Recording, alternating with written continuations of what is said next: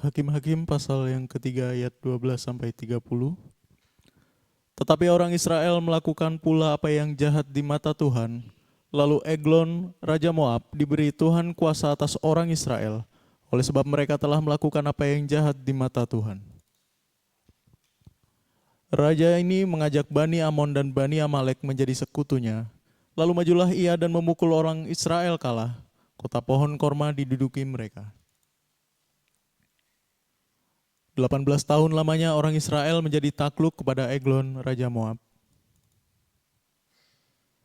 Lalu orang Israel berseru kepada Tuhan, maka Tuhan membangkitkan bagi mereka seorang penyelamat, yakni Ehud, anak Gera, orang Benyamin, seorang yang kidal. Dengan perantaraannya, orang Israel biasa mengirimkan upeti kepada Eglon, Raja Moab. Dan Ehud membuat pedang yang bermata dua, yang panjangnya hampir sehasta.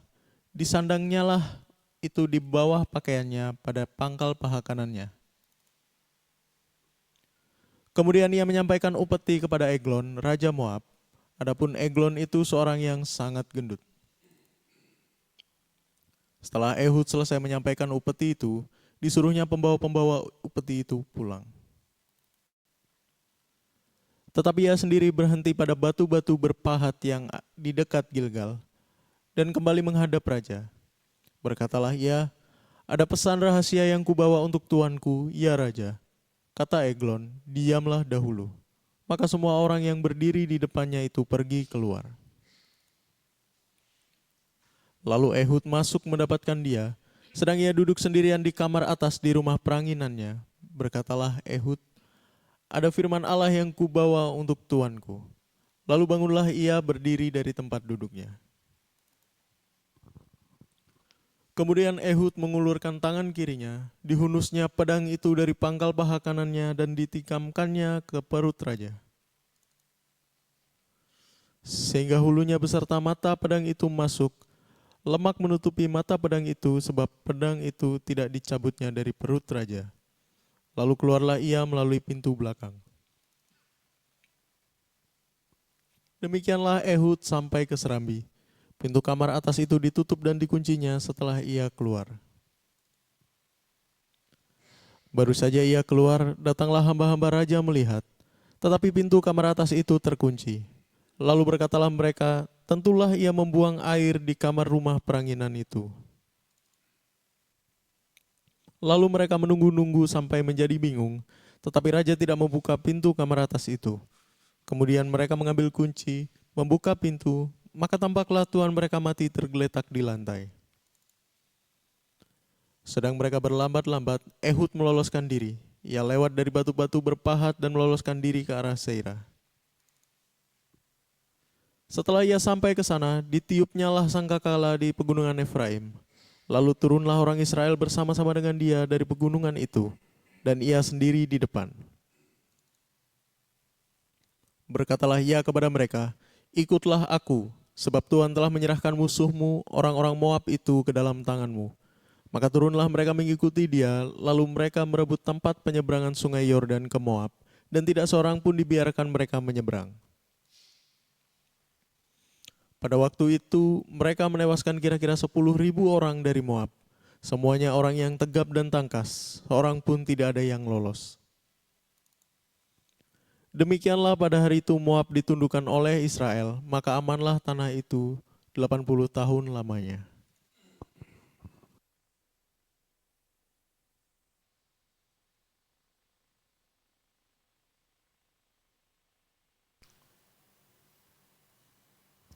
Oke, shalom semuanya. God bless ya. Yuk kita lanjut lagi tentang Ehud. Kita sudah bicara Ehud panjang lebar. Lalu kita juga bahas tokoh-tokoh Alkitab yang lain yang ada persamaannya dengan Ehud. Termasuk mereka yang gagal tidak seperti Ehud. Nah, Ehud ini seseorang yang pintar dan berani. Yang lalu kita sudah belajar, Ehud itu seorang yang rapi, seseorang yang disiplin, seseorang yang detail.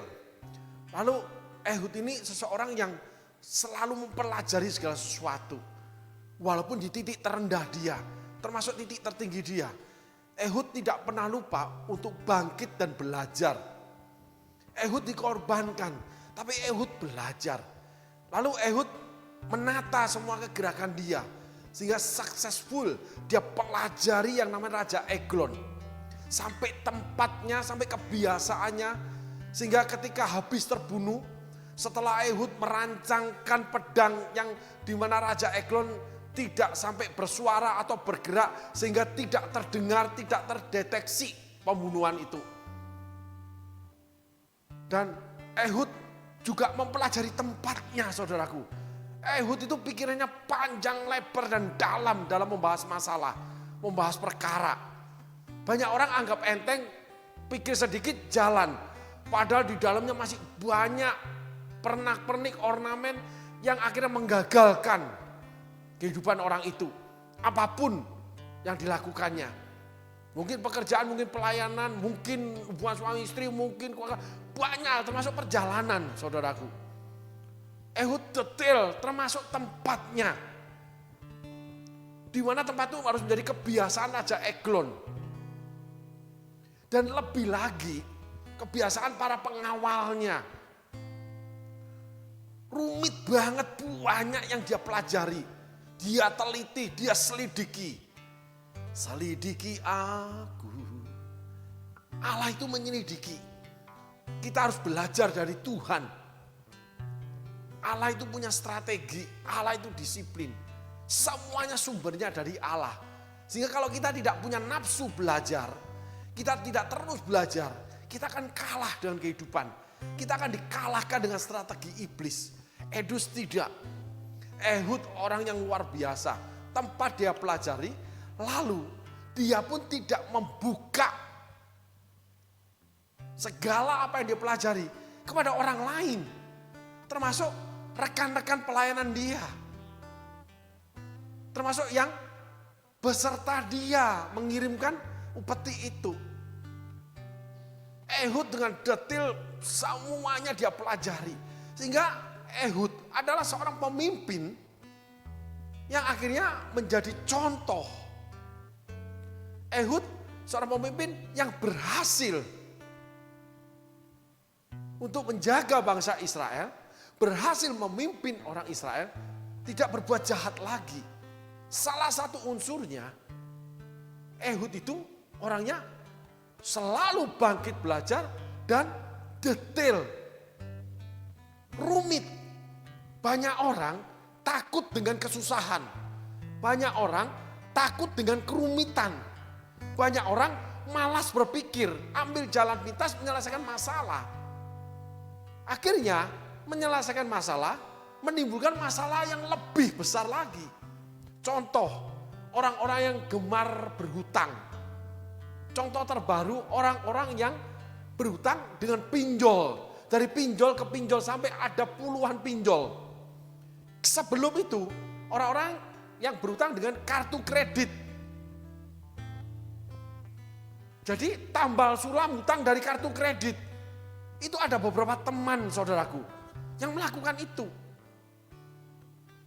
Tidak menyelesaikan masalah yang mendatangi, tapi menyelesaikan dengan yang namanya jalan pintas. Udah pakai hutang aja. Entah hutang kartu kredit, entah hutang pinjol. Entah hutang dengan orang lain yang dipastikan tidak punya kemampuan membayar. Sehingga hubungannya bermasalah dengan orang itu.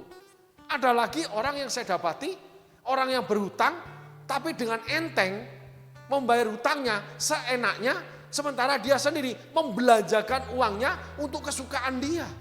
Bukan untuk membereskan hutang lebih dulu. Langkah-langkah yang tidak sesuai dengan firman Tuhan. Langkah-langkah yang memuaskan keinginannya. Memandang enteng masalah.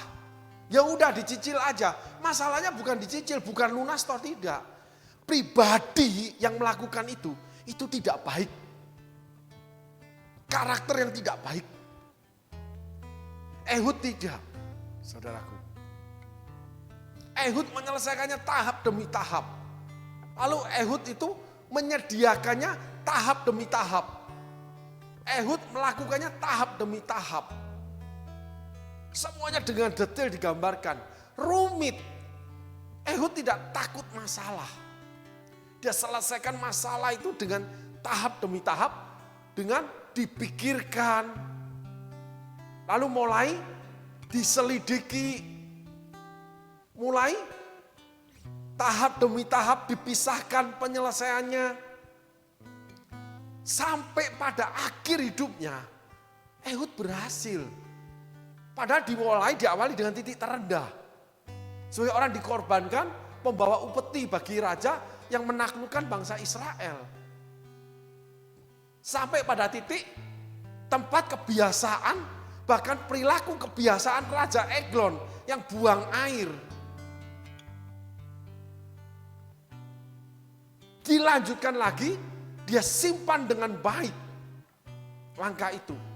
Sehingga tahap selanjutnya dia menghadapi dengan rekan-rekan pelayanannya dia sendiri. Selanjutnya lagi, dia siapkan bangsa Israel untuk menyerbu.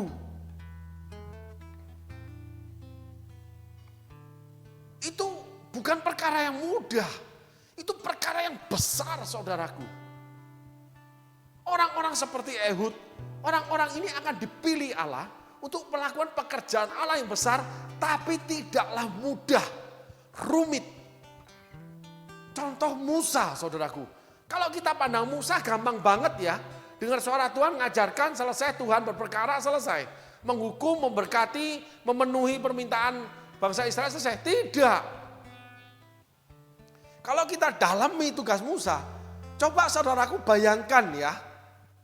Ini persamaannya aja dengan Ehud, tapi konteksnya berbeda. Musa memimpin pasukan, biasa pergi berperang, memimpin 600.000 kakak. Kalau dikali yang namanya 6 anggota, itu hampir 4 juta, saudaraku. Dari orang hamil sampai orang yang mau mati sakit. Dari kelahiran bayi sampai mayat yang harus diurus. 4 juta orang pasti ada itu semua. Sehingga setiap tingkatan usia, lalu setiap tingkatan yang namanya kemampuan, tingkatan namanya kepala suku, budaya, tingkatan ekonomi, belum lagi karakter. Karakter setiap orang, karakter setiap kepala keluarga, karakter setiap keluarga, karakter yang namanya setiap suku. Sampai kepala 10, kepala 50, kepala 100, kepala 500, kepala pasukan. Sampai pada usia, kebiasaan, lalu pribadi budak. Tumplek blek kata orang Jawa jadi satu. Musa harus ngurusnya. Panggilan Musa itu enggak gampang, saudaraku. Masih diberikan bonus pemberontak. Masih ada lagi gift khusus lagi bonusnya. Bahkan mau membunuh Musa. Demikian juga Daud. Dikumpulkan orang-orang yang berhutang, yang punya masalah keuangan. Gua Adulam, baca itu saudaraku. Tidak gampang mengikut Tuhan. Orang cuma bisa bicara seringkali begini, miss-nya di sini teman-teman. Selalu bicara mujizat, selalu bicara yang besar, selalu Allah itu digambarkan besar, perbuatan besar, yang disidang besar, semuanya besar. Ya dan amin, memang itu benar. Tetapi untuk menerima yang besar, itu besar pula yang harus kita lakukan. Dari masa pendidikan Musa di Mesir, disekolahkan khusus di negara yang luar biasa majunya. Dijadikan pejabat negara itu. Melalui cara yang ajaib. Bayi yang dialirkan di sungai Nil ketemu dengan putri Fir'aun. Disetting memang. Musa bertemu dengan pengetahuan yang luar biasa. Fasilitas dari Allah bukan untuk kita nikmati. Itu salah satu bagian terkecil saja. Fasilitas dari Allah untuk bisa melakukan kehendak Tuhan. Kalau Musa manajemen kota yang mobile. Saudaraku, memimpin 4 juta orang, ini kota Palangka aja saudaraku. itu penduduknya cuma 200.000. Kalimantan Tengah cuma 2 juta kalau nggak salah. Betul ya? Sensus penduduknya di sana. Ini 4 juta jadi satu. Satu Kalimantan Tengah itu 2 kali lipat. 1/10 penduduk Jawa Barat. Tapi jadi satu. Dan berjalan saudaraku. Bagaimana packing mengemas dari kemah sampai mengangkut orang bunting, orang tua yang sakit, yang lumpuh, yang buta, termasuk hewan-hewan ternak, gendong anak bayi, belum debu yang mengepul karena pasir. Dari orang yang sehat, kuat, berotot sampai yang lemah, yang harus dirawat karena sakit. Dari yang kurus sampai yang gemuk. Wanita, anak-anak, orang tua, kakek nenek. Terus lalu binatang yang hewan-hewan yang mati. Lalu orang-orang yang meninggal. Itu semua harus diurusin. Dan itu mobile. Belum ada di dunia ini bangsa 4 juta orang yang mobile setiap hari. Bagaimana besarnya pekerjaan Allah yang dibebankan sama Musa. Sampai Musa itu mau mati. Pingin mati. Biarkan aku mati sudah. Aku tidak mampu lagi ngurus ini. Walaupun Tuhan berikan hukum-hukumnya. Tuhan berikan hukumnya tuh sampai mata ganti mata, gigi ganti gigi. Urusan janda, urusan perempuan menstruasi. Sampai binatang, sampai kejahatan, sampai kebaikan. Semua diberikan melalui Musa. Dari hal yang rohani, hukum Tuhan. Sampai menyelesaikan pertengkaran tetangga. Setiap hari Musa itu capek. Kita cuma tahu Musa itu hamba Tuhan besar yang dipakai Tuhan. Penulis 5 kitab kehidupan. Tapi yang terjadi dalam hidup Musa 40 tahun. Itu tidak banyak yang mau. Seperti Musa. Wow. Ngurusin rumah sakit. Ya. Rumah sakit itu pasti harus ada. Dapur umum mungkin tidak ada, masing-masing bisa masak sendiri. Tapi mengurusin logistik bahan makanan itu gimana?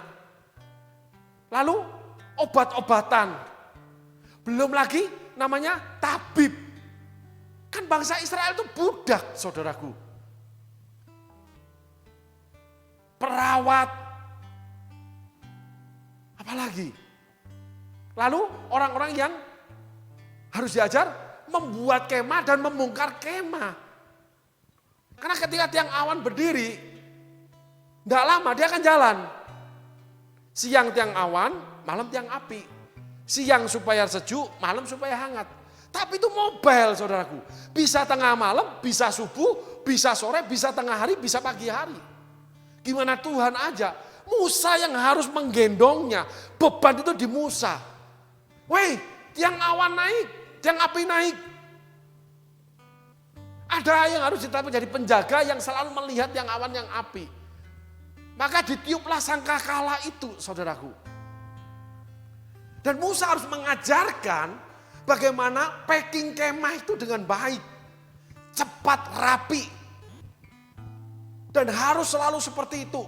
Jadi kemahnya hampir semua sama teknologinya. Walaupun Musa dibekali.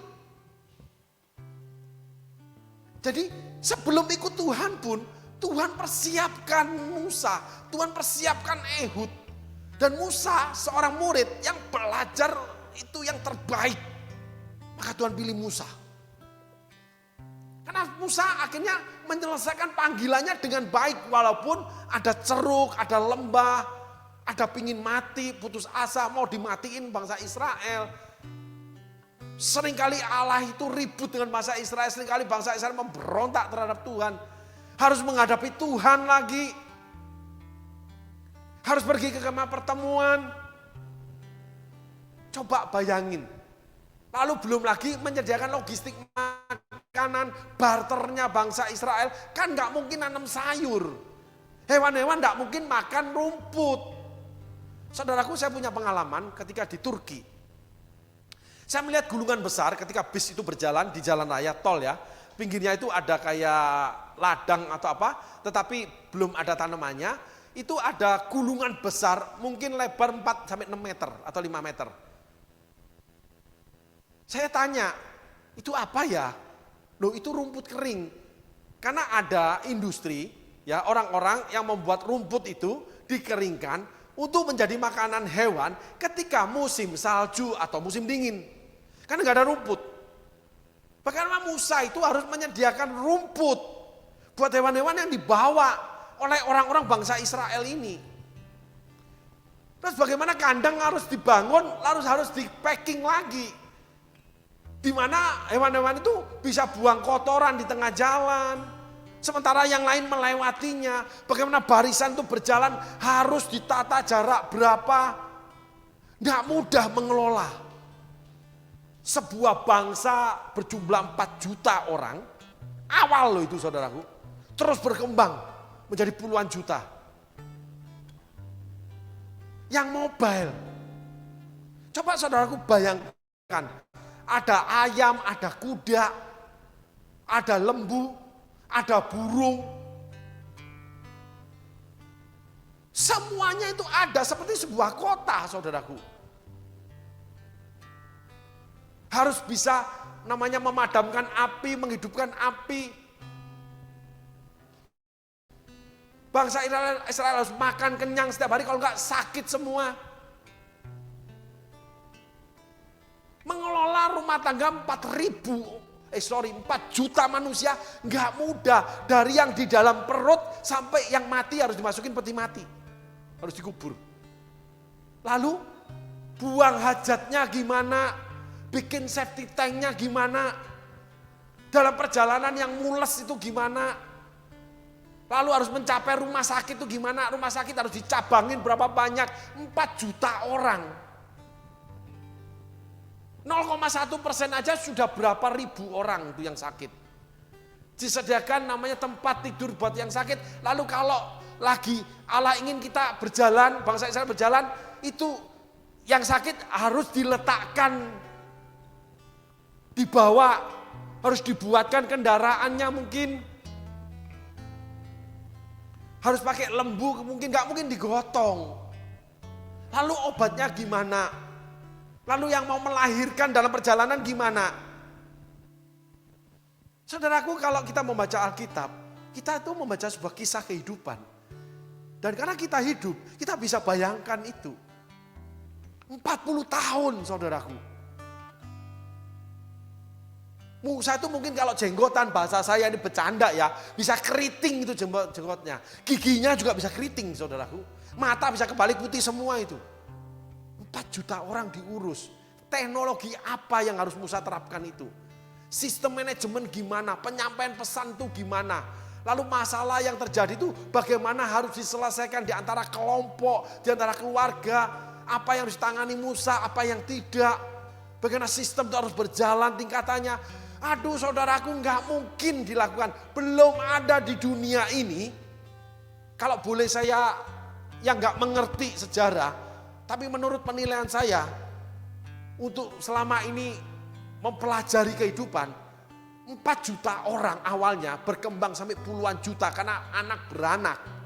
Saudaraku, orang yang nganggur gak bekerja. Nganggur gak bekerja saudaraku.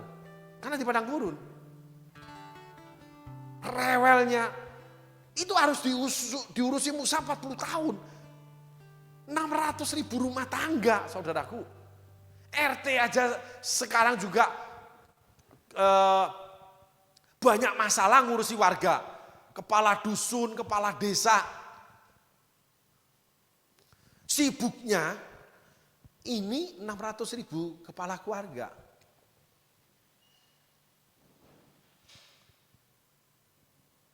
Itulah bagaimana Tuhan memanggil setiap orang percaya. Bagaimana kuk yang harus dipikul. Jadi ikut Tuhan itu bukan kemenangan yang kita beritakan. Kita harus gemakan iya. Tapi di dalam kemenangan itu ada yang namanya beban yang Tuhan berikan. Yang enggak mudah. Sehingga saudara kita enggak boleh dengan gampang menghakimi orang-orang yang melakukan pelayanannya dengan baik loh saudaraku. Kecuali mereka memang tidak disiplin, tidak mau belajar, seenaknya dewe, beda lagi urusannya, itu urusan Tuhan. Tetapi kalau sungguh-sungguh pelayanan, beban itu Tuhan berikan demikian tingginya saudaraku. Seperti Daud yang tidak sekolah, Musa masih sekolah, masih hebat panglima militer, memimpin ratusan ribu prajurit, punya dasar dia pengetahuan. Daud memimpin bangsa Israel, menaklukkan kerajaan yang lain, menerima kerajaan yang demikian besarnya dari Saul, yang punya pasukan ratusan ribu, yang punya bupati, punya gubernur, punya wali kota, pemimpin-pemimpin. Daud itu gembala kambing domba, lalu suruh memerintah segitu banyak orang, diurapi Nabi Samuel. Enggak gelok aja udah untung saudaraku. Bagaimana perjalanan Daud tertatih-tatih. Tapi ingat, ketika Tuhan menilik kita, Tuhan melihat hati dan pikiran kita, jiwa yang lain di dalam kita, Tuhan menyertai dengan kuasanya. Yusuf itu anak desa, bisa itu walaupun orang tuanya terkaya di desa itu. Bangsa nomaden. Musa, panglima militer, bisa menjadi yang namanya gubernur. Tapi sebuah kota kayak gubernur DKI. Masyarakat sipil yang dipimpin. Daud gembala kambing domba memimpin bangsa yang besar dengan pasukan yang puluhan ribu, ratusan ribu. Lalu berperang dengan pasukan yang lain. Di mana pengalaman perang dia? Allah sudah mempersiapkan semua itu. Ada di dalam tangannya Allah. Seperti Ehud. Udah ada di dalam diri Ehud. Segala sesuatu sudah Allah sediakan di dalam kehidupan orang percaya. Sehingga enggak perlu takut melakukan perintah Allah. Memenuhi panggilan Allah dalam kehidupan saudara. Saudara ingin menikah, memang sudah waktunya menikah. Tuhan kirimkan pasangan buat saudara. Tuhan udah siapkan. Tapi saudara harus berjuang seperti Musa. Berjuang seperti Daud walaupun sering tertatih-tatih. Segala kemampuan saudara harus saudara tumpahkan. Di mana Tuhan akan sertai. Tuhan akan bawa saudara belajar, terus belajar. Seperti Yusuf. Belajar di rumah Potifar. Belajar di LP atau lapas atau penjara. Akhirnya bisa memimpin negara adidaya seperti Mesir pada zaman itu. Saudara tinggal mengeksplor diri saudara, tapi harus belajar dan rajin. Disiplin, rapi, memperbaiki hidup semuanya tertata dengan baik. Musa berhasil karena menata. Bahkan ketika Musa kurang, Tuhan kirimkan Yitro, mertuanya. Jadi pertemuan Musa dengan Yitro itu adalah settingan Tuhan. Musa kawin dengan perempuan Midian namanya Sifora. Yitro datang, Musa berkeluh kesah, lalu Yitro bilang, udah angkat aja pemimpin 50, pemimpin 100, pemimpin 500, dan seterusnya. Ada jenjang kepemimpinan. Dan itu dilaksanakan Musa loh saudaraku. Tuhan akan lengkapi panggilannya. Kita mengeksplor dan Tuhan akan kirimkan perlengkapan-perlengkapan itu. Musa sudah belajar menjadi panglima perang. Lalu Musa belajar lagi firman Tuhan daripada Tuhan sendiri. Lalu Musa belajar menghadapi orang Israel. Musa membuat sistem manajemen. Dan itu dibutuhkan waktu yang panjang. Di samping itu plus pemberontakan bangsa Israel. Bahkan dia sendiri mau dibunuh. Tetapi keberadaan itu tidak sampai chaos. Ada lagi Tuhan pimpin yang awan yang api. Belum lagi Tuhan mau memusnahkan bangsa Israel. plek-plek, carut-marut rasanya. Tidak, sekali lagi. Jangan pandang permasalahan carut-marut, tidak. Saudaraku, kami mengalami ini. Di hari-hari terakhir, di tahun-tahun terakhir ini. Ternyata satu persatu Tuhan menyertai ketika kami explore semua yang ada. Dan Tuhan kirimkan kelengkapan-kelengkapan. Dan semua masalah selesai dan terjadi kebangkitan daripada Tuhan. Di mana akhirnya bertumbuh dan menjadi berkat kembali. Nah, inilah prosesnya. Di titik terendah harus mengandalkan Tuhan. Karena gagal di titik tertinggi itu Daud. Nah, inilah perjalanan mengikut Tuhan. Sehingga hari ini kita belajar. Apapun panggilan Tuhan, jangan pernah undur. Apapun kesulitan masalah saudara, jangan pernah undur. Apapun keberadaan saudara, jangan pernah undur. Karena Allah yang pilih panggil saudara. Tetapi kalau bukan kehendak Allah, ya saudara harus undur. Nah, ketika itu adalah kehendak Allah, Allah menyertai kuasanya diberikan seperti kepada Eglon. Seperti kepada hamba-hambanya termasuk Musa. Tuhan sudah siapkan kemampuan Musa, Tuhan menyertai dengan kuasanya, Tuhan kirimkan Yitro. Tuhan akan topang ketika kita mau berjalan dalam kehendak Allah yang besar itu. Tapi kita tetap kecil. Yohanes Pembaptis katakan, dia harus makin besar, aku makin kecil. Artinya kecil, kita menyadari aja bahwa kita ini memang kurang. Seperti Tuhan tegur Raja Daud, dari mana kamu aku ambil? Kamu cuma gembalakan kambing domba 1-2 ekor. Oleh karena penyertaanku maka kamu menjadi seperti hari ini. Daud menjadi merasa besar, dia bunuh Uria. Ketika saudara merasa mampu, merasa besar, merasa bisa, saudara akan menjadi jahat. Roh jahat akan menghinggapi saudara seperti menghinggapi Saul. Karena Saul sudah gak mau Tuhan mimpin lagi. Roh Tuhan udah undur dari Saul, baca kisah Saul. Sehingga roh jahat menghinggapi Saul, membuat Saul itu jadi jahat. Dia lemparkan lembingnya bunuh Daud. Yang menolong dia, di mana roh jahat undur daripada Saul. Tahu kalau Daud dari Tuhan, tetap mau dibunuh.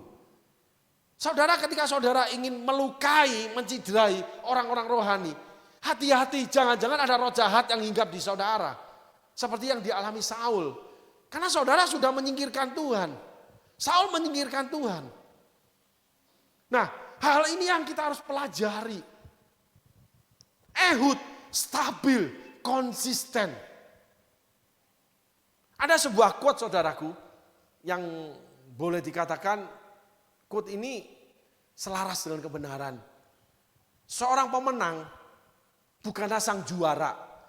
Seorang pemenang bukanlah sang juara. Tapi orang yang dapat mempertahankan eksistensinya sampai garis akhir hidupnya. Itu baru dia pemenang. Orang juara 1 kali, 2 kali, 3 kali, 4 kali, 7 kali, habis itu gak juara. Tapi orang yang mampu mempertahankan eksistensinya sampai garis akhir hidupnya, itulah sang juara. Orang yang bertahan dalam panggilan pelayanan, orang yang bertahan dalam pernikahan yang buruk, orang yang bertahan dalam aniaya, orang yang bertahan dalam ujian, orang yang bertahan dalam pekerjaan yang rumit, orang yang bertahan di dalam panggilan Allah. Padahal keadaan itu betul-betul chaos, itulah sang pemenang. Karena bukan ketika menang aja dia, tapi ketika terlihat dia kalah. Dan sama menang yang di dalam Tuhan ya saudaraku. Sekali lagi saya tidak berbicara di luar kekristenan. Saya bicara yang di dalam Tuhan. Bahwa sang pemenang saudaraku itu orang-orang yang mengandalkan Tuhan atau ditopang oleh Tuhan. Dan orang ini pasti menjaga eksistensinya dengan Tuhan. Itulah Ehud saudaraku. Semua dia kerjakan. Orang yang dikorbankan. Orang biasa. Kita pelajari apa yang dikerjakan oleh Ehud. Di mana akhirnya sampai dia persiapan bangsa Israel mengalahkan bangsa Moab. Yang menjajah dia, yang dikalahkan. Pasukannya pasti dilucuti.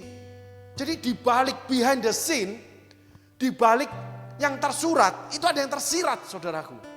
Dari mana bangsa Israel bisa langsung mengalahkan Raja Eglon yang 18 tahun sudah ditaklukkan, dijajah. Kan pasti sudah dirampasin, pasti dilemahkan pasukannya. Gak mungkin dibuat kuat. Tapi Ehud sudah mengadakan semua itu. Ehud sudah bekerja di antara bangsa Israel. Itu yang tersirat saudaraku. Karena setelah itu langsung Ehud mengerahkan bangsa Israel meniupkan sangkakala. Itu langsung kalah bangsa Moab. Diserbu sama bangsa Israel. Setelah Ehud membunuh Eglon dan lolos, gak ketangkap. Bagaimana besarnya yang dilakukan Ehud yang orang biasa. Tapi di dalamnya tidak biasa-biasa. Karena Allah yang pilih dia. Dan kuasa Allah menyertai Ehud. Kenapa kuasa Allah menyertai Ehud? Karena Allah pilih dia. Kenapa kuasa Tuhan menyertai Ehud? Karena Ehud berjalan dalam panggilan Allah. Sampai seumur hidupnya. Inilah keistimewaan Ehud saudaraku. 80 tahun sebagai hakim Israel. Tidak ada cacat celah yang ditulis oleh Allah. Orang biasa, kalau kita tulis tulisannya biasa. Gak mungkin kita tertarik. Seorang pemenang yang ditunjuk Allah, dipakai Allah. Udah biasa di Alkitab seluruh tokoh itu seperti itu. Kecuali beberapa tokoh yang memang salah sama Tuhan. Tetapi kemenangan Ehud tidak dicapai dengan mudah. Ehud beda dengan Musa, keberhasilan yang sama. Ehud mempersiapkan segala sesuatu. Kalau mau belajar preparing, belajar dari Ehud. Mari kita lihat yuk firman Tuhan. Asik banget Ehud ini pribadinya. Allah tidak pernah salah memilih anak-anaknya untuk melayani dia. Allah tidak pernah salah memanggil anak-anaknya untuk melayani pekerjaannya. Tapi seringkali perilaku anak-anaknya, respon anak-anaknya itu yang salah. Membuat mereka gagal di dalam melaksanakan kehendak Allah seumur hidup mereka. Ada dalam kehidupan, ada dalam pelayanan, ada dalam pekerjaan, ada di dalam keluarga, banyak hal. Tapi sesungguhnya Allah menyediakan kemenangan. Kalau preparing, persiapan kemenangan, kita belajar dari Ehud, saudaraku. Tolong ditampilkan firman-Nya.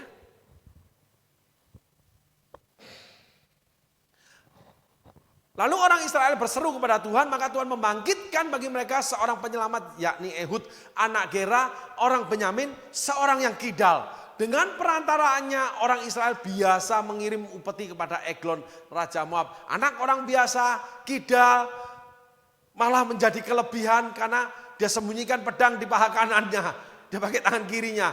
Lalu dia dikorbankan untuk mengirim upeti. Ayat selanjutnya.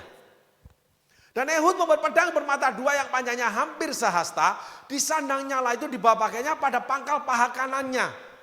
Orang gak nyangka saudaraku pedang ditaruh sebelah kanan. Karena dia kidal. Kelemahan Ehud yang tidak terpandang dipakai Allah. Di dalam kelemahanmu kuasaku sempurna bekerja. Di dalam kedunguan kebodohan kita, kuasa Allah akan mengangkat kita. Hikmat Allah akan membuat kita luar biasa. Tetapi apabila kita meninggalkan Allah, kematian yang tragis akan menjemput kita, saudaraku. Itu kita belajar dari Saul. Saya benar-benar belajar dari Saul kisahnya ini. Ayat selanjutnya. Kemudian ia menyampaikan upeti kepada Eglon Raja Moab. Adapun Eglon itu seorang yang sangat gendut. Kita pelajari ini. Setelah Ehud selesai menyampaikan upeti itu, disuruhnya pembawa upeti itu pulang. Lihat, Ehud strateginya selanjutnya, setelah dia pelajari semua itu, dia pelajari juga orang-orangnya dia sendiri. Gak bisa diajak kerjasama, ya udah pulang aja. Saudaraku, kalau boleh saya refleksikan ya, Ketika saudara rewel di dalam pelayanan, di mana saudara dipakai Tuhan, diperbantukan, apapun keadaan saudara, saudara akan disingkirkan oleh Tuhan. Kalau Ehud itu disuruh pulang yang lainnya. Kalau boleh saya refleksikan, ala setting, orang-orang itu gak bisa dipakai deh. Rewel, banyak dosa, banyak kesalahan. Pada saatnya, saudara akan tersingkir dari pelayanan. Itu jelas terlihat, 31 tahun saya melayani Tuhan. Seringkali saya melihat, termasuk diri saya sendiri, tersingkir dari pelayanan yang Tuhan sediakan. Karena ada banyak hil dan hal di dalam diri kita yang kita nggak mau bereskan sama Tuhan. Nggak mau belajar membangun kembali, tidak mau belajar mengkoreksi diri, kekeh dengan apa yang diyakini itu, kekeh dengan dirinya.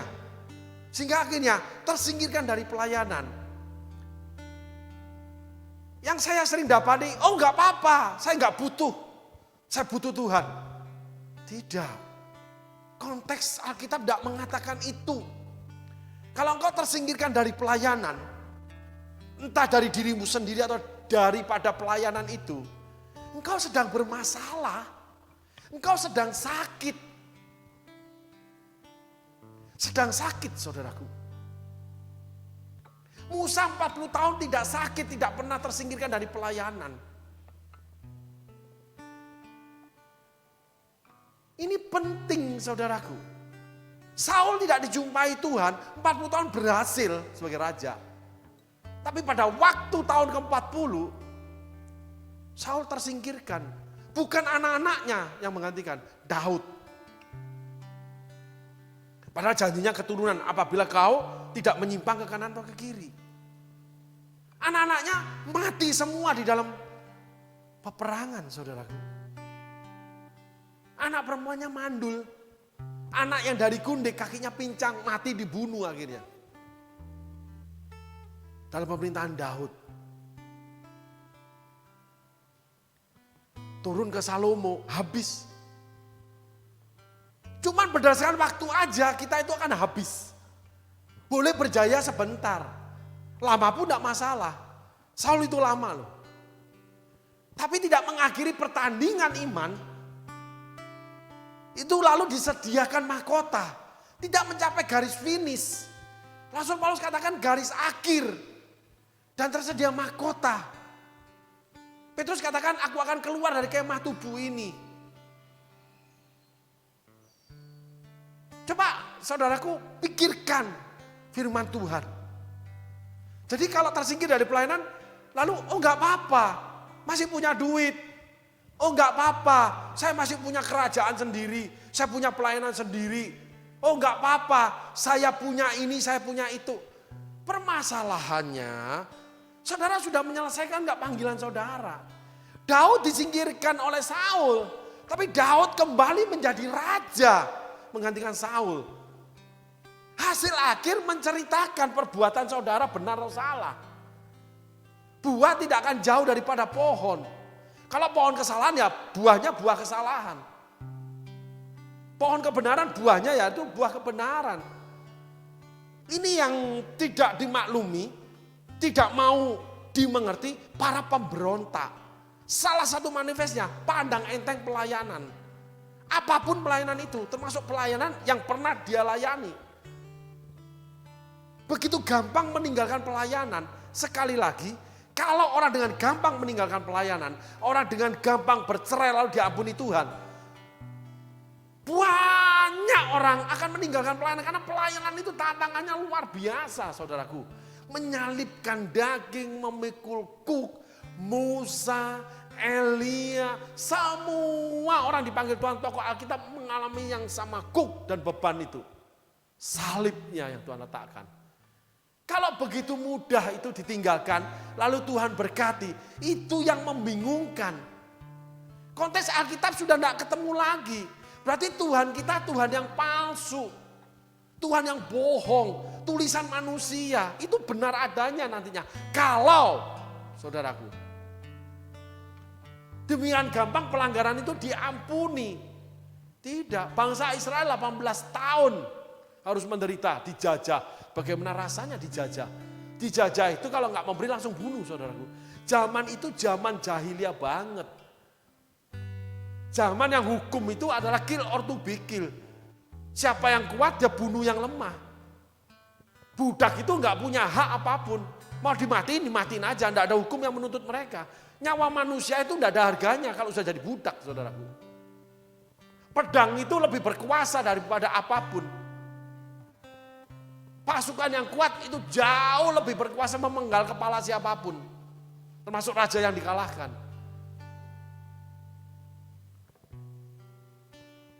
Nah, hal inilah saudaraku yang menciderai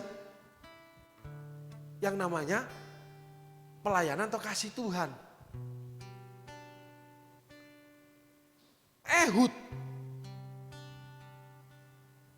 itu orang yang setia. Ehud berjaya 80 tahun loh saudaraku. Diawali dengan hitung aja umur 20, 25 atau 30, 40 paling jauh. Bagaimana Ehud ditumbalkan. Tapi Ehud preparing. Musa pelaksana yang setia 40 tahun. Yosua setia belajar direndahkan menjadi bujang. Setia 40 tahun memimpin dalam pertempuran di mana kill or to be kill terjadi. Kalau Musa tidak. Kaleb tidak dapat apa-apa dijanjikan gunung. Setia mengikuti dua pemimpin. Mereka tidak membuat keputusan-keputusan di mana mereka undur. Saul undur dari Tuhan. Musa tidak undur, pingin mati. Elia itu pingin mati. Kenapa? Sudah keletihan, beban itu terlalu berat buat mereka. Termasuk Yesus nggak sanggup memikul salib ketika perjalanan menuju Bukit Tengkorak atau Golgota. Disediakan Simon dari Kirene, Yitro. Semua Allah sediakan. Jadi kalau begitu mudahnya orang meninggalkan Tuhan, meninggalkan pelayanan, meninggalkan apapun. Kalau nggak ada hukum yang menaunginya, Alkitab bukan hukum. Alkitab barang yang bisa, namanya kita ambil, namanya pengampunan. Anugerah, titik selesai sudah. Jadi manusia bisa seenaknya saudaraku. Udah kaya meninggalkan pelayanan, itu bisa seenaknya. Loh kalau gitu saya pelayanan kaya, saya nggak usah pelayanan sudah. Kalau bercerai, lalu kawin lagi, melayani Tuhan, terus pelayanan diberkati Tuhan. Nah semua orang juga yang mengalami trouble rumah tangga, mudah bercerai, nggak akan bertahan. Gitu saudaraku. Tetapi kita belajar dari Ehud, preparing. Musa, pelaksana yang setia. Yosua, pelaksana yang setia. Elia, pelaksana yang setia. Kalau preparing, belajar dari Ehud. Kalau belajar dalam perjalanan preparing, belajar dari Yusuf. Ehud bukan dari perjalanan. Ehud dari namanya pribadi dia sendiri. Kalau Yusuf perjalanan dari rumah Potifar sampai penjara. Allah menetapkan perbedaan, tapi mereka orang-orang yang preparing, mempersiapkan diri dan dipersiapkan Tuhan. Sehingga nggak boleh undur, nggak boleh lari. Apapun yang terjadi, ceruk lembah air mata pasti ada. Tetapi kita temui pribadi Ehud yang berbeda. Indah sekali. Yang pertama, Ehud orangnya preparing. Dengan karakter yang kita sudah bicarakan, rapi, detail, disiplin, pinter, berani. Dan ada satu karakter lagi, Ehud, orang yang lobbying. Dia bisa dekat dengan Raja Eglon. Ehud pribadinya bagus sekali saudaraku. Ehud seorang ambassador, duta besarnya Allah. Seorang duta besar tuh kalau ngomong dalam politik, dalam pergaulan politik antar negara, itu tertata rapi saudaraku. Ehud lakukan itu. Ehud duta besarnya Allah. Kenapa? Raja Eglon percaya sama dia. Begitu dekatnya sampai Raja Eglon langsung percaya. Padahal dia cuman orang yang diutus ngasih upeti. Orang biasa bukan anak raja. Yuk kita tengok firman-Nya saudaraku. Seru banget kalau sudah sampai titik ini. Hebatnya Allah pilih yang namanya Ehud, orang biasa. Yuk tolong ditampilkan firman-Nya, kita lanjut lagi. Tetapi ia sendiri berhenti pada batu-batu berpahat yang dekat Gilgal dan kembali menghadap raja. Setelah dia singkirkan semua orang itu, ya, yang mengiring bersama dia, Ehud ngomong sama raja, ada pesan rahasia yang kubawa untuk tuanku ya raja, kata Eglon, diamlah dahulu. Saudara perhatikan, ada pesan rahasia untuk raja. Berarti Ehud ini sering bisik-bisik cerita sama raja. Kenapa bisa bisik-bisik? Yang tersirat itu menyatakan karena raja menyingkirkan semua orang. Jadi Ehud itu membangun preparing untuk melaksanakan kehendak Tuhan. Membunuh Raja Eglon. Itu tahap demi tahap luar biasa. Ini orang cerdiknya, pinternya. Dia lobby Raja Eglon. Ada pesan rahasia untuk tuanku raja. Seorang lobbying, seorang duta besar harus punya rendah hati, tidak boleh dikuasai emosi. Kalau dikuasai emosi, dia tidak bisa mempelajari segala sesuatu, dia langsung laksanakan habis. Ehud tidak. Sampai pengiring dia tidak tahu loh. Dan kita lihat preparing dia udah deketin Raja Eglon sampai percaya demikian rupa. Nyusupnya sampai demikian dalam dia untuk melaksanakan tugas. Sebagai seorang hakim akhirnya. Preparing sampai pelaksanaannya itu indah sekali Ehud. Ceritanya seperti biasa kita baca. Tapi peristiwa di baliknya kalau kita bedah, kita analisa, kita jabarkan dari sudut peristiwa ini. Wow, ini pribadi yang luar biasa. Tapi sekali lagi dari orang biasa. Yang dikorbankan sebetulnya. Tapi dia belajar dari dikorbankan lalu dia do something. Yang dari Allah. Salah satunya yang kita dapati. Dia melobi benar-benar habis-habisan Raja Eglon. Kenapa? Dipanggil tuanku raja. Lalu bisik-bisik. Raja menyingkirkan semua pengawalnya. Bayangin. Coba saudara deketin presiden. Sekarang aja. Pas pampres jaga itu harus jarak sekian meter. Cuman pada zaman sekarang ada presiden yang memang punya hati dekat sama rakyat. Jadi selfie sama rakyat tidak apa-apa. Sebelum presiden kita yang dekat dengan rakyat ini, nggak ada yang boleh mendekati presiden. Jarak jauh, bahkan mobil presiden itu adalah anti peluru. Raja itu dijaga ketat dengan pengawalnya. Kalau sekarang bahasa kita pas pampres. Semuanya diperhitungkan, jangan sampai raja ini terkena ancaman atau raja ini terbunuh. Bagaimana Eglon ini berjuang menaklukkan bangsa Israel melalui dua raja-raja. Tetapi dikalahkan oleh perjuangan daripada orang yang dipilih Tuhan yang namanya Ehud. Di dalam Ehud ini loh. Karena untuk menjadi lobbying itu harus dari dalam kemampuan. Sehingga saudara-saudara yang dipilih oleh Allah, sekali lagi jangan undur. Saudara punya kemampuan yang sangat banyak kalau kita lihat Ehud. Eglon itu selama 18 tahun menjajah Israel, pada tahun-tahun sampai yang terakhirnya, begitu percayanya sama Ehud, dibisikin, ada rahasia yang mesti aku sampaikan. Oh ya? Come on man. Jangan didengar orang raja. Oke. ke tempat pribadi aku. Tempat perangin-anginan raja itu tempat pribadinya raja. Di mana pengawal aja dijauhkan sama raja. Hebatnya Ehud ini. Sekali lagi orang biasa yang dikorbankan. Jadi berbahagialah apabila kamu dianiaya oleh sebab kebenaran. Oleh sebab itu roh kemuliaan percaya atas kamu. Bagaimana Roh Kudus percaya atas Ehud?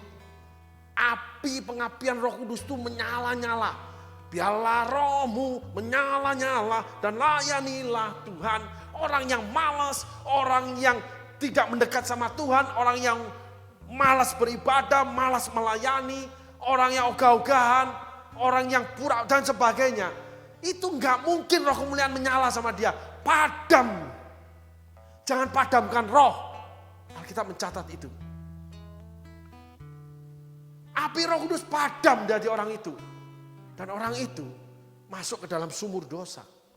Lembah kematian sudah menanti dia. Setan, iblis dengan pasukannya, dengan kerajaannya, kuasa kegelapan, udah membuka pintu lebar untuk menelan saudara. Karena terbukalah lebar, lapanglah jalan menuju kebinasaan. Sesaklah pintu, sempitlah jalan menuju pada kehidupan. Ehud sesek memang dikorbankan. Tapi dia laksanakan yang terbaik di dalam diri dia. Kubri yang terbaik. Sehingga Raja Eglon bertahun-tahun ketemu Ehud jadi percaya. Hebat ya Ehud itu ya saudaraku. Setiap orang yang dipilih Allah itu pasti hebat. Ada kemampuan yang Allah tanam, Allah bawa. Ada yang dari lahir, ada yang kemampuan dari roh. Termasuk ada orang-orang yang menyertai, yang melengkapi. Tuhan sediakan semua. Tetapi kemalasan, keseganan, motivasi, semua itu yang menggagalkan. Orang itu menjadi berhasil di dalam Tuhan. Yuk kita lanjut lagi Ehud. Ayat selanjutnya. Lalu Ehud masuk mendapatkan dia, Raja Eglon, sedang dia duduk sendirian di kamar atas di rumah peranginannya. Coba saudaraku simak ini baik-baik. Lalu Ehud masuk mendapatkan Eglon. Berarti ada jeda. Berarti Raja Eglon itu melakukan sesuatu. Kamu diam ya. Ehud menunggu. Orang pintar, orang yang tahu jalan Tuhan, yang punya karakter yang dikendalikan Tuhan, itu akan menanti-nantikan Tuhan.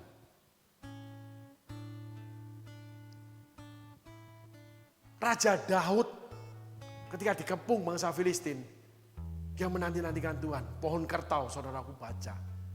Elia, awan sekepal. Jadi hujan lebat. Alkitab mencatat, orang-orang yang menanti-nantikan Tuhan akan mewarisi negeri. Orang-orang yang menanti-nantikan Tuhan akan mendapat kekuatan yang baru dan terbang tinggi seperti Raja Wali. Orang-orang yang mengandalkan kekuatannya sendiri, celakalah mereka. Ehud orang yang menanti-nantikan, sabar menanggung segala sesuatu, sabar menutupi segala sesuatu, sabar menantikan segala sesuatu. Hukum kasih 1 Korintus 13. Dia tunggu. Raja Eglon coba bilang, kamu diam di sini. Raja Eglon sendiri mempersiapkan kematiannya. Oleh karena kepercayaannya kepada Ehud, saudaraku. Dia naik ke rumah peranginan dia. Di mana dia biasa di sana juga buang air. Kegiatan pribadi dia di sana. Ehud dibawa masuk kegiatan pribadi. Berarti hubungannya Ehud dengan Raja Eglon ini pribadi banget sudah. Kelasannya bukan kedekatan kelasnya itu. Kepercayaan yang luar biasa dari Raja Eglon. Ehud itu punya pribadi yang sangat luar biasa. sehingga mampu melaksanakan kehendak Allah. Dan jangan mudah undur. Setiap orang yang dipilih oleh Tuhan untuk tugasnya dari Tuhan, itu punya sesuatu yang luar biasa di dalam dia. Setiap tokoh Alkitab punya sesuatu luar biasa yang berbeda-beda. Plus punya kelemahan, punya kesalahan, bahkan pelanggaran atau dosa yang berbeda-beda. Tidak apa-apa. Tapi kalau undur dari Tuhan, itu gagal total. Dipanggil Gatot aja. Hei Gatot, gagal total dia.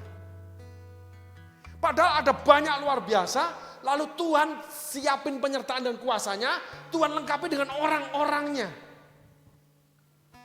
Pasukan Israel yang sudah 18 tahun tidak pernah perang, dilucuti, ternyata sanggup mengalahkan pasukan Moab. Tuhan sediakan orang-orang yang menyertai Ehud. Sehingga Ehud di dalam pekerjaannya dia melaksanakan tugas dari Tuhan, menang sampai 80 tahun. Karena penyertaan Allah. Karena panggilan Allah, Allah menyertai kita. Ini harus kita tanamkan dalam-dalam, di dalam hati dan jiwa kita, saudaraku. Harus. Sehingga kita nggak mudah diguncangkan apapun. Walaupun tergoncang, tetapi tetap tidak tergoyahkan. Supaya tinggal tetap apa yang tidak tergoncangkan. Yaitu permata yang ada di hati dan jiwa kita. Yang dalam pandangan Tuhan berbeda seperti Kaleb. Ada yang setia, ada yang pelaksana, ada yang preparing. Dan sebagainya, banyak sekali saudaraku.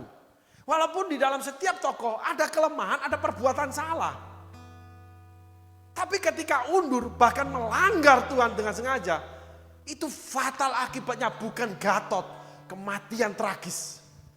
Yudas dan Saul, termasuk Bileam. 3 tokoh yang dicatat jelas oleh Alkitab, saudaraku. Termasuk yang lain. Nah ini kita harus pelajari. Raja Eglon itu terbius, tidak menyadari. Ehud mempersiapkan pembunuhan itu dari senjata pedang bermata 2, ditaruh paha, nggak nyangka kalau tangan dia itu kidal, dia cabut pedangnya dari pahanya sampai pangkal pahanya. Lalu dia lobby, dia pelajari seluruh seluk-beluk Raja Eglon, kegiatan, pasukan, budaya, termasuk penghargaan para pasukannya, orang terdekat dia, bagaimana Raja Eglon meninggalkan atau ditinggalkan mereka. Semua diperhitungkan dengan rumit dan detail. Bahkan pasukan pengiring dia, orang-orang mengiring dia, itu gak menyadari saudaraku. Karena Ehud sampai pada jalan perbatasan, dia hantarkan. Ehud orang tanggung jawab saudaraku. Orang yang tidak tanggung jawab, udah mimpilah kalau berhasil saudaraku. Apalagi orang mengorbankan orang lain ya. Jangan mimpi berhasil di dalam Tuhan. Di dalam Tuhan ya saudaraku. Berhasil dalam dunia banyak, tapi neraka upahnya sudah. Kerajaan kuasa gelap yang mengendalikan sudah. Gak usah panjang-panjang kita ngomong itu. Itu tertulis di Alkitab kok. Ya, Saul dan sebagainya. Bosan dengar saya ngomong Saul. Karena Saul itu legenda yang Tuhan taruh dalam hidup saya. Jangan seperti ini. Pelajaran yang berharga dari Tuhan. Gitu. Dan Ehud mengantarkan pengiring dia sampai perbatasan. Lalu kamu pulang. Dia balik sendiri. Berarti dia itu orang tanggung jawab mati sendiri. Mengorbankan dirinya udah menjadi habit dia. Kalau ketahuan dia yang mati, pengiringnya gak mati. Coba saudara belajar yang tersirat. Bukan yang tersurat. Tersurat kita pelajari. Banyak, harus. Tapi setelah itu kita lanjut dengan yang tersirat. Di mana Roh Kudus ilhamkan, terangi. Apa yang terjadi, termasuk karakter yang tersembunyi. Permata itu di hadapan Tuhan. Hati dan jiwanya ini loh. Dia lepaskan pengiring dia. Dia balik sendiri. Kalau ketahuan, kalau gagal, kalau ketangkep, aku sendiri yang mati. Mulia indah.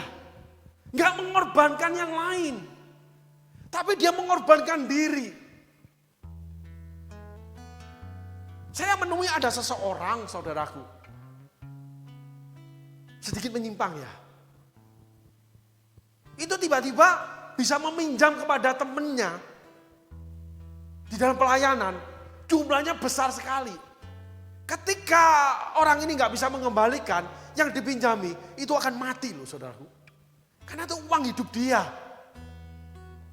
Pekerjaan dia tergantung dari uang ini. Dan untung tidak dipinjamkan. Ternyata memang orang itu gagal saudaraku. Bahkan tertipu jauh lebih besar. Tapi saya belajar, ini karakter orang ini tidak baik. Harus berubah orang ini.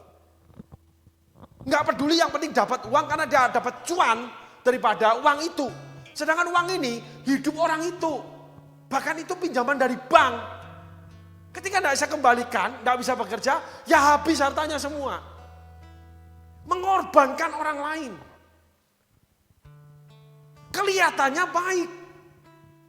Perilaku yang baik. Tapi di dalamnya ada yang harus dikoreksi sama Tuhan. Seringkali kita ini ingin berlaku baik. Iya, Paulus tulis. Selalu aku ini melakukan apa yang baik di dalam diriku. Tetapi ada yang jahat di dalam diriku yang ingin juga melakukannya. Akhirnya aku melakukan yang jahat. Kenapa? Roma 7. Roma 8 jawabannya. Roh yang memberi hidup. Bahasa aslinya the law of spirit. Itu membebaskan kamu dari kuk dan belenggu dosa. The law of spirit artinya perkataan Tuhan yang memperdekakan kamu dari keinginan yang jahat itu. Semua anak-anak Tuhan yang sudah dilahirkan kembali oleh Roh Kudus, apalagi sudah berjalan bersama Tuhan, mendapat didikan Tuhan, itu pasti ada buah-buah yang baik di dalam batin dia, di dalam jiwanya. Tetapi ketika kita nggak mau dengaran suara Roh Kudus,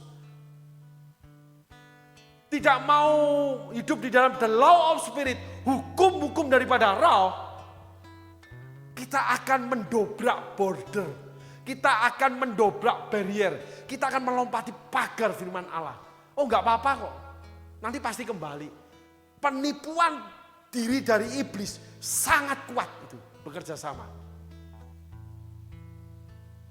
Dan banyak orang jadi korban gara-gara sikap seperti ini karena ditunggangi. Karena memang orang ini tidak baik. Kenapa? Tanda orang itu meninggalkan the law of spirit. Walaupun anak Tuhan, walaupun pelayan Tuhan, walaupun itu hamba Tuhan saudaraku. Hukum daripada roh itu yang memerdekakan kita dari hukum dosa dan maut. Sehingga kita tinggalkan itu, maka kita masuk dalam hukum dosa dan maut. Ehud tidak. Dia lepaskan pengiring dia. Dia kembali menghadap raja sendiri. Yang tersirat, pribadi Ehud, pemikiran Ehud, jiwanya Ehud. Kalau gua gagal, gua yang dibunuh mati. Pengiring-pengiring yang membawa upeti ini tidak jadi korban. Kalau boleh ditambahkan sedikit manis, karena gua yang ditunjuk Tuhan. Ehud orang yang bertanggung jawab dan menjadi habit dia mengorbankan diri. Jadi kalau orang itu sering mengorbankan orang lain, habit dia itu memang kebiasaan dia, karakter dia itu mengorbankan orang lain, gak peduli. Walaupun tampil baik di gereja, walaupun pelayanan saudaraku. Perbuatan saudara berbicara lebih keras dari perkataan saudara. Perbuatan saudara berbicara lebih keras daripada berita Injil saudara. Perbuatan Ehud berbicara lebih keras daripada perkataan, keadaan setiap orang. Ehud cuma bicara, kamu pulang. Dia tunggu. Setelah hilang di tikungan, dia balik. Kalau gua ketangkep, kalau misi ini gagal, gua sendiri yang mati. Indah sekali saudaraku. Inilah hukum kekristenan. Inilah yang dikehendaki Allah. Inilah kita harus belajar dari karakter yang rajin membangun diri.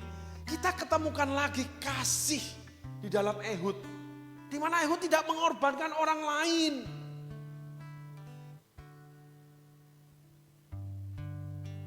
Ada lagi orang yang dalam kesulitan mengorbankan orang lain. Raja Asa ketika mengalami kesulitan dikepung raja setelah 30 tahun lebih, 35 tahun. Diberikan keamanan sama Tuhan. Itu merampas harta benda rumah Allah.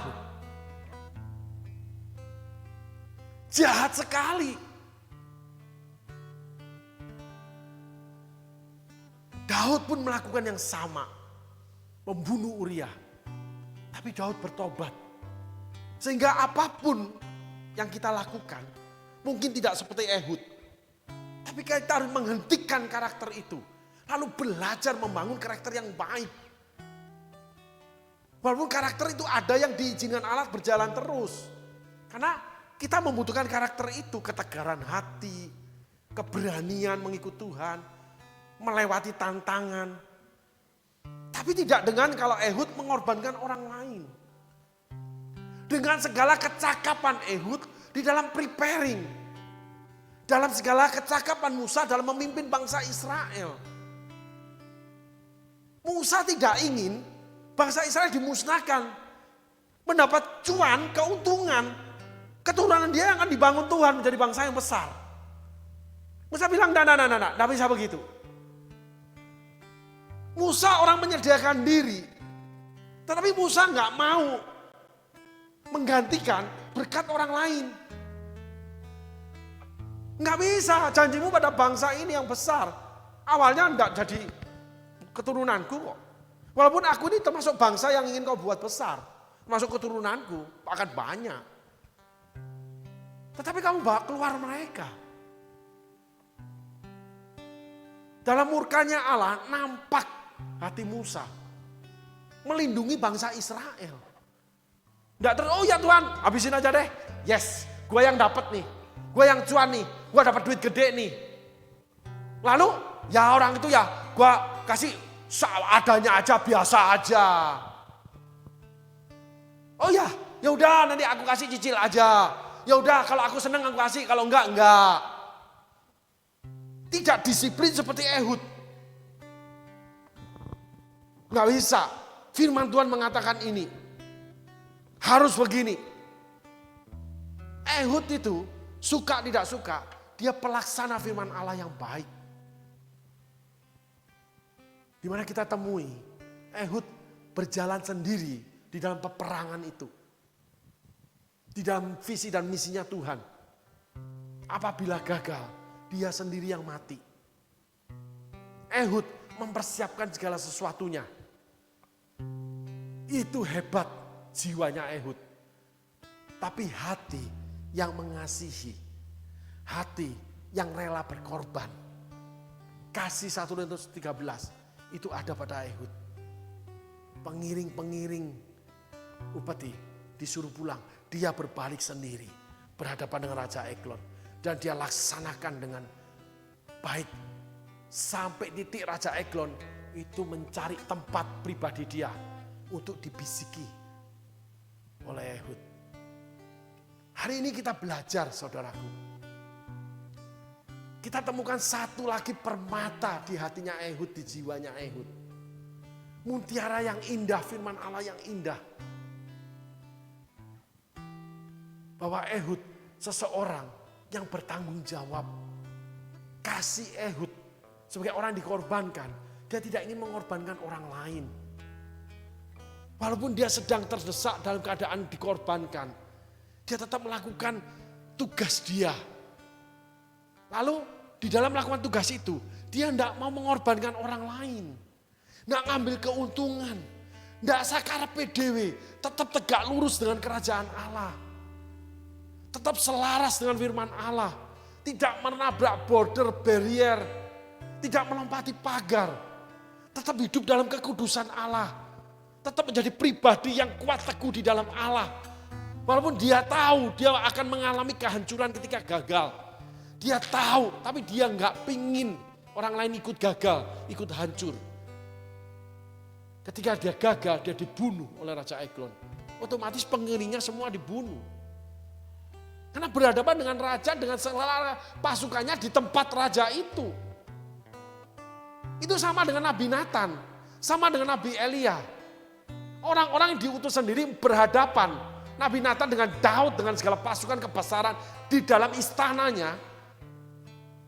Termasuk Elia dengan Raja Ahab. Segala kebesaran di dalam istananya berhadapan dengan nabi-nabi yang palsunya. Sedekia, juga nabi-nabi Baal, juga nabi-nabi Asitoret yang berjumlah 850. Semua 1000 lebih. Elia sendiri berhadapan. Orang-orang yang punya keberanian.